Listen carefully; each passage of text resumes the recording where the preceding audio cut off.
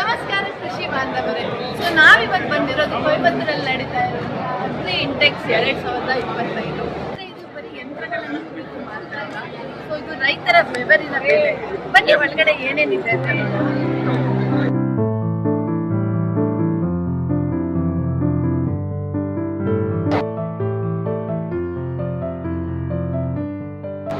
so ನೀವು ನೋಡ್ತಾ ಇರೋದ್ರ